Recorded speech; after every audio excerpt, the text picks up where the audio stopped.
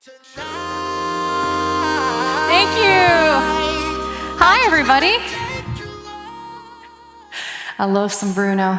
I'm Heather Hershey, and yes, I am the Research Director of Worldwide Digital Commerce at IDC. And if you don't know who I am, you will definitely know a little bit more about that throughout this presentation. But a little bit of a clue, those four marketscapes that were a very prominent feature earlier in the conversation, I was the author of all four of those reports. So just to put a little bit of context there for you. I want to tell you a little bit about my market because I am obsessed with digital commerce. It is what I wake up every day passionate about, and my market is massive. It reflects the fact that, from my perspective, there is no such thing as a one-size-fits-all way to do digital commerce. And the fact that whether or not you're SMB, mid-market, or enterprise, and however you choose to define those things, because I know that there's a lot of flexibility sometimes with those definitions, that you can't just use a single monolithic platform anymore to do it all. You need to engineer ecosystems of applications. Sometimes they can be microservices based, sometimes not, but you need to be able to leverage the best technology for your company's unique needs in order to do this properly. And that, frankly, takes a lot of integrations and a lot of experimentation. And we'll dive more deeply into that throughout the remainder of this presentation. But before doing so, I'd like to tell you just a little bit about what it is that I do every day. Basically, I monitor markets. And remember all those apps that I just showed a moment ago? On that slide, there are a lot of apps that I'm tracking. So I don't really get much sleep, as you can probably imagine. But here are just some basic stats of some of the stories that I am following in the digital commerce market. It should come as no surprise to anyone in this room that the majority of those market stories are self-published PR pieces about feature rollouts, and those don't get me nearly as excited as M&A activity or talking about various partner ecosystems, whether those are ISV or SI partnerships within digital commerce, because frankly, that is the glue that makes all of this possible. There are some very deep trends going on in digital commerce, and I'm going to spend the majority of this entire presentation diving very deeply into some of these things. But I want to give you all a big heads up that you might want to break out your phones and take some pictures of some of these slides. And if you do, and you decide to share them on LinkedIn, please tag me. I'm HHershey1 on LinkedIn. I would love that.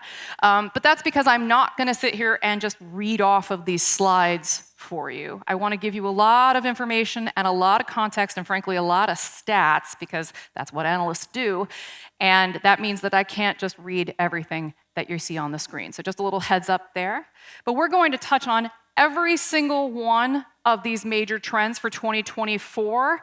And I'd like to start, before doing so, with telling you a little bit about why these trends matter, why you should be paying attention to them. And that's because you are going to be asked to do the impossible every single day just to do your jobs. The triple challenge of digital commerce is cost reduction, drive efficiency, yet increase profitability to achieve better margins, while sustaining growth somehow, continue to expand in a highly competitive and saturated market sometimes. And this is almost like asking the impossible, because sometimes these are mutually exclusive endeavors. How can you sustain growth if you are prioritizing your margins? Sometimes you may have to compromise one to get the other. And so anyone that's in this room can probably attest to the fact that this is a very delicate tightrope walk.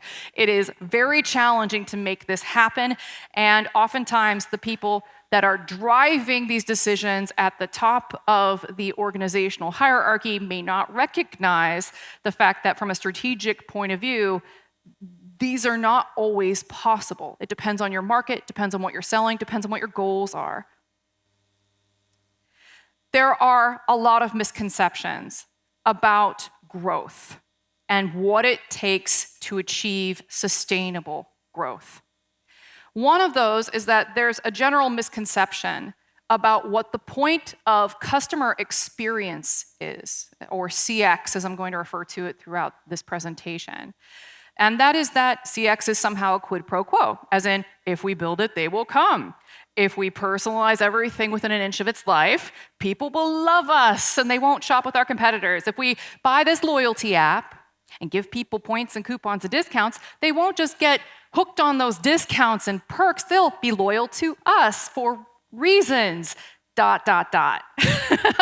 And there's a lot of magical thinking, frankly, that goes into the marketing of a lot of the technologies that I follow, that follows along those lines. And they sort of miss the point of some of the exercise. Yes, you need loyalty because you need retention to grow, but retention is not a substitution for growth strategy. They have to go hand in hand. One is part of the other. And that the true nature of loyalty, the painful, obvious truth for business, is that it is a slow process. It is a process where you have to build that trust incrementally, brick by brick, drop by drop, and that at any point, if you drop the ball, it's all for naught. That is why this can sometimes seem so daunting, particularly in today's current macroeconomic climate. The true nature of loyalty is that it is the result of consistent, positive interactions that build upon themselves over time. And that the role of trust isn't, again, a quid pro quo, right? I gave you a loyalty program. Aren't you going to trust me now? See, I shipped this thing on time. You trust me now, right?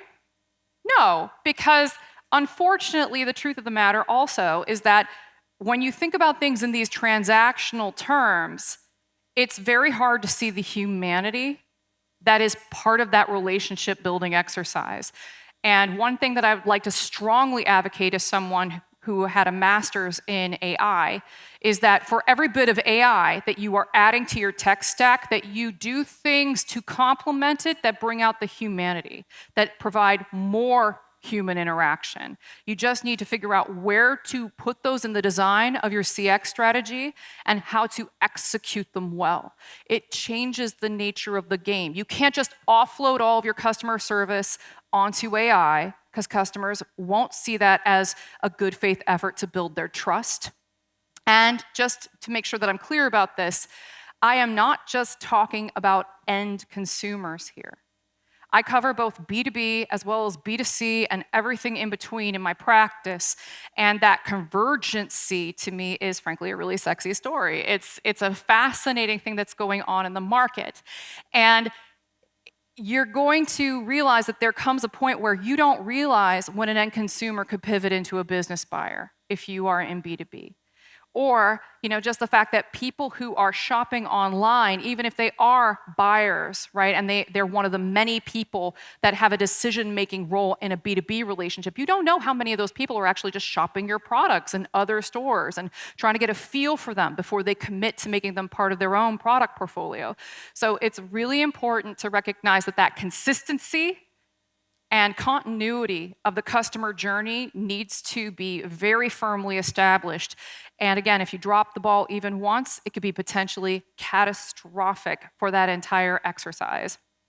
27% of CX professionals indicated in a recent survey at IDC that the struggle to improve and evolve their CX practice came from the fact that their organization didn't practice what it preaches.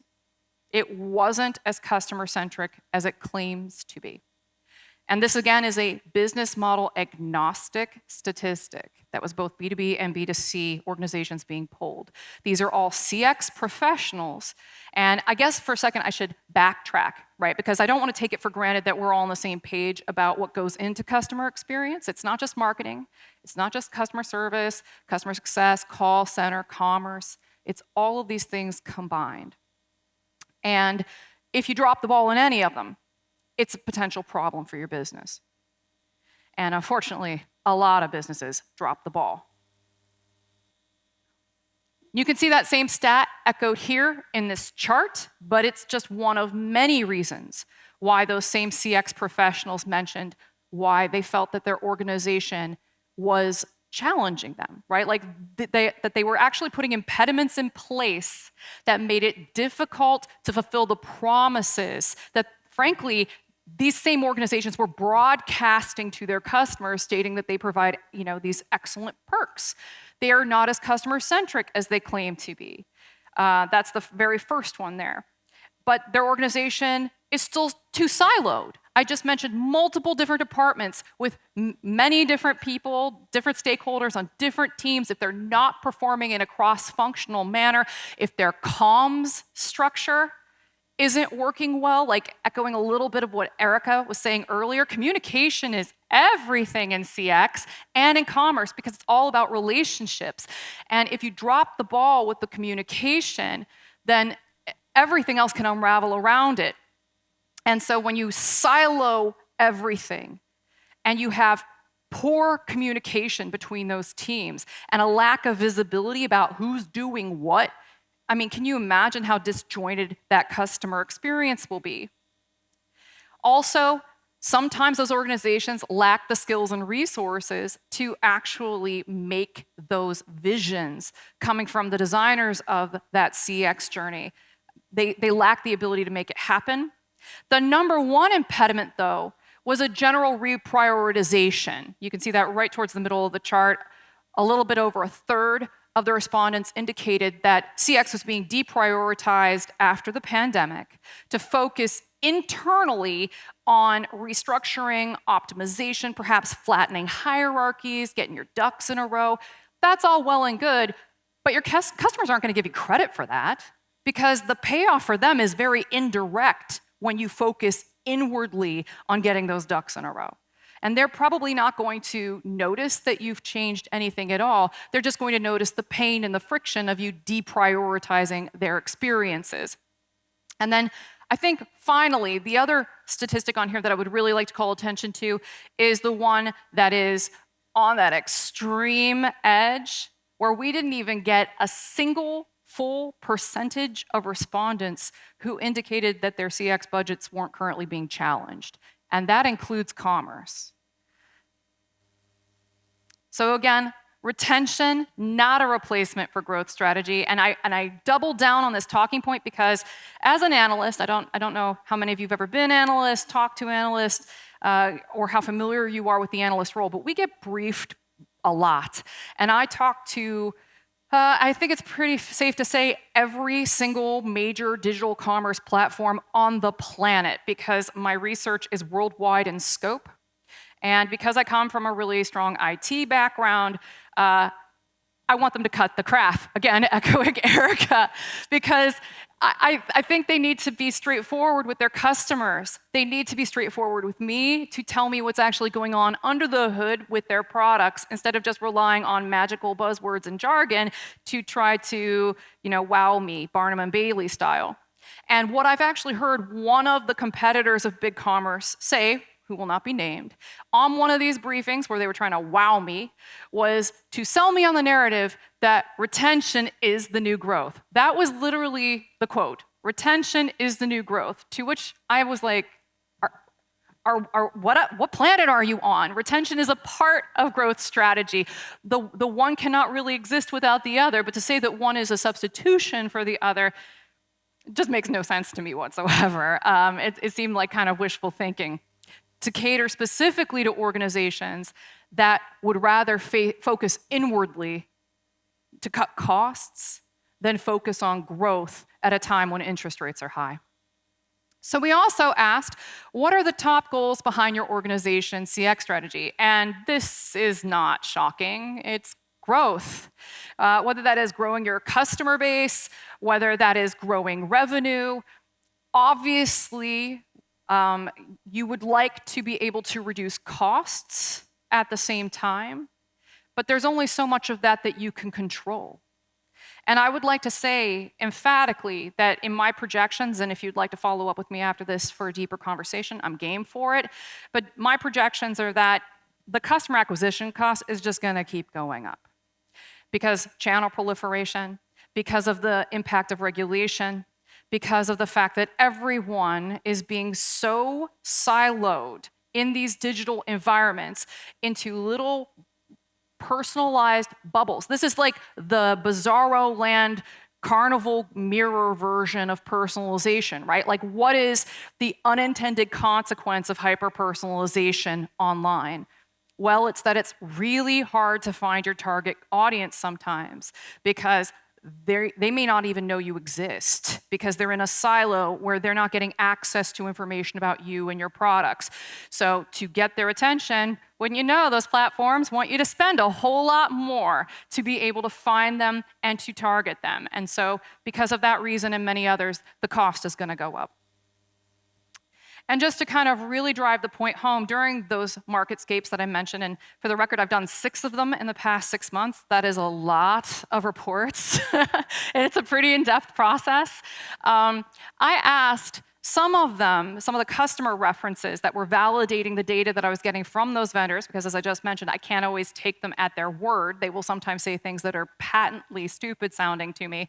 The customers don't lie, though, at least in my opinion, because once they realize that I have an IT background, that I know a lot about what they're doing, and that I understand some of their integration pain points in particular, that they're very keen to vent. They will let it all out. So they start off very polished during the interview, very polite, and then they immediately start telling me the truth once they realize they have a sympathetic ear to hear them out.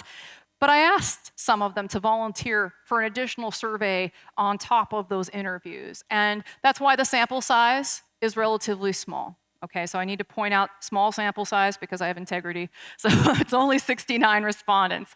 But of those 69 respondents who are in roles very similar to yours, growth was the baby they liked the best. Because ultimately this is me asking them, which of your children do you think is the prettiest?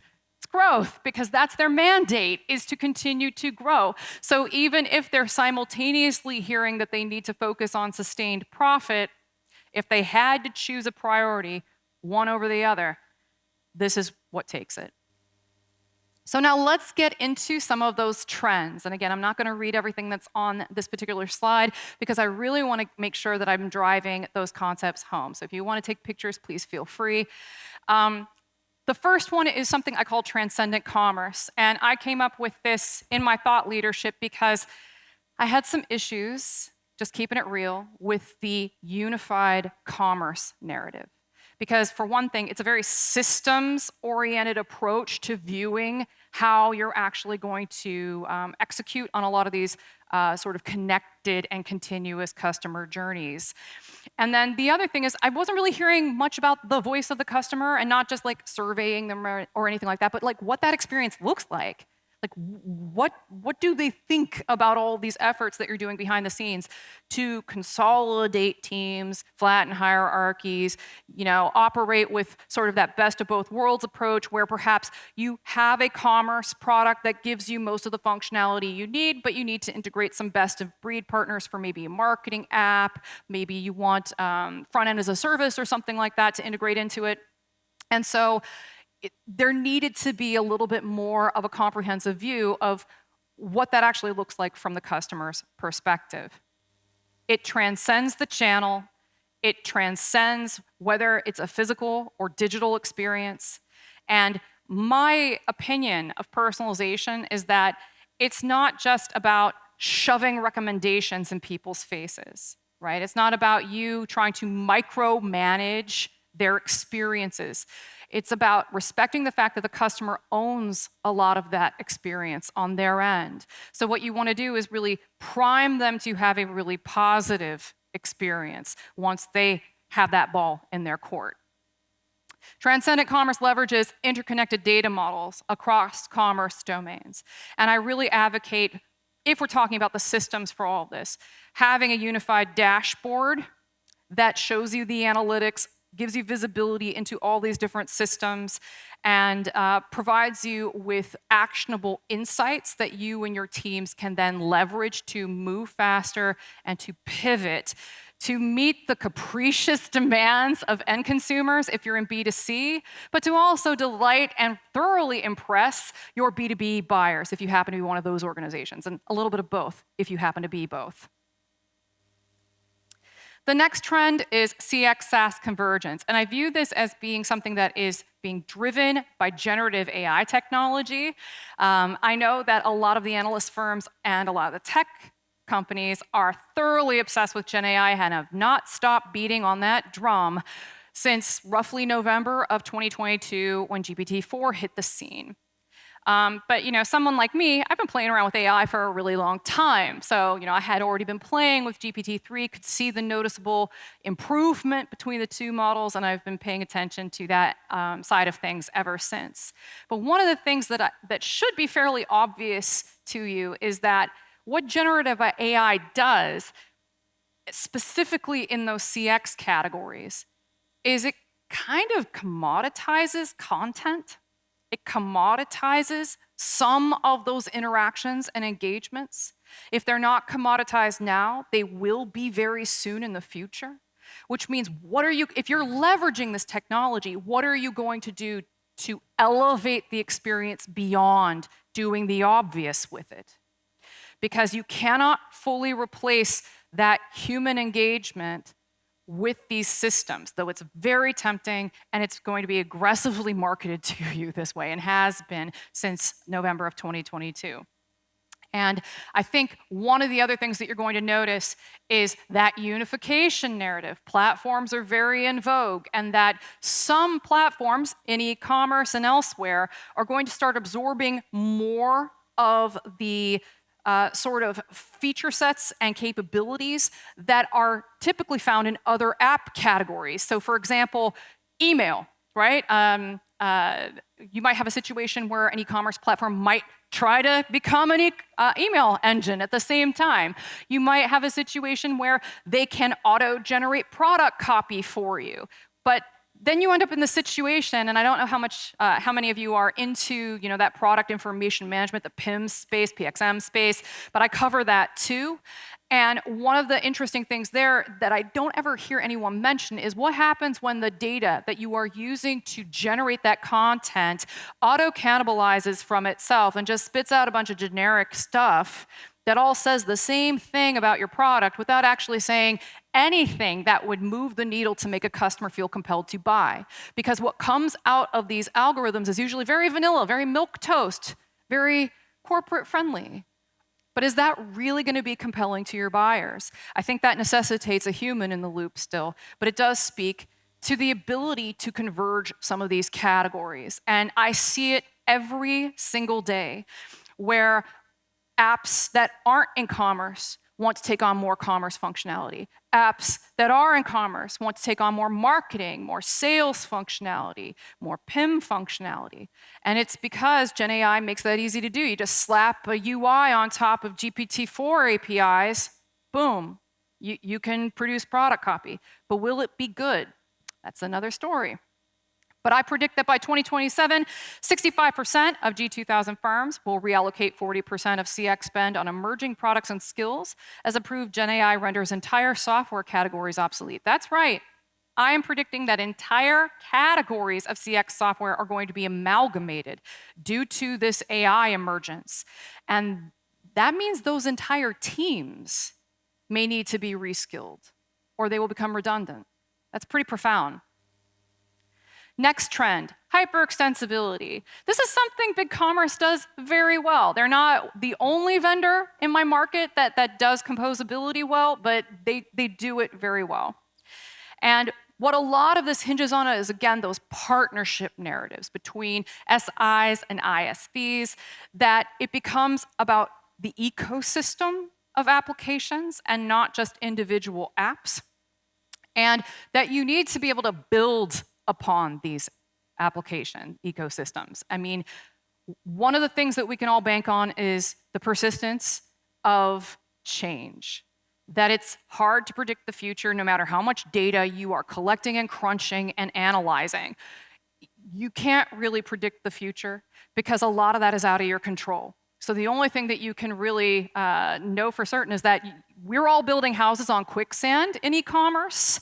And so we have to make sure that those houses are future-proof, that if the ground beneath us shakes, rattles, and rolls, we're moving along with it, that the architecture is flexible enough that you can pivot in new directions as needed, and that you can experiment with emerging technologies as they come on the horizon. We asked, CX architecture has moved beyond the cloud, and it focuses on things like APIs a little bit more, right? Like, that's really profound. I'm an API geek in addition to an AI geek. And it's really encouraging to me to see that the API is now, in the discourse, starting to be treated a little bit more like a first-class citizen. We're not completely there yet, though. I strongly advocate for API-first architecture for myriad reasons, but one of them is because it signals to the market, hey, this is an app that is built to integrate. It is made for this, and it can bend and flex and extend how you need it to. Because integrations are expensive, they're painful, they're time-consuming. Anything that you can do to minimize that burden is a profound change for business. And this particular cohort of folks that we asked, all CIOs, by the way, agreed. I also asked a relatively controversial question, especially if you are paying attention to a lot of other analyst reports at other tier 1 firms in addition to IDC. I asked specifically, are you planning to replace your current digital commerce application in the next 12 months? And it might be surprising to hear, yeah, some professionals in these roles are genuinely thinking in that direction. And it's because the platform they're on has very obvious technical constraints and limitations that they don't know until they get into it, until everything's stood up. And as they're trying to experiment, they realize that their technology is dictating their strategy because they have to play within the bounds of what they've got, or they'll have to customize the living daylights out of it, which is very expensive and time-consuming. So what everyone really wants is that Goldilocks sort of solution where you can build upon it as you need and not just compose in a sort of additive fashion, but decompose, as in take things out without a bunch of technical debt if you find that you're not using them or that those feature sets are redundant. B2B is finally hitting its stride and embracing e-commerce, albeit still very slowly. But it is a story in evolution. It's something that has been going on for, going on 3 decades at this point.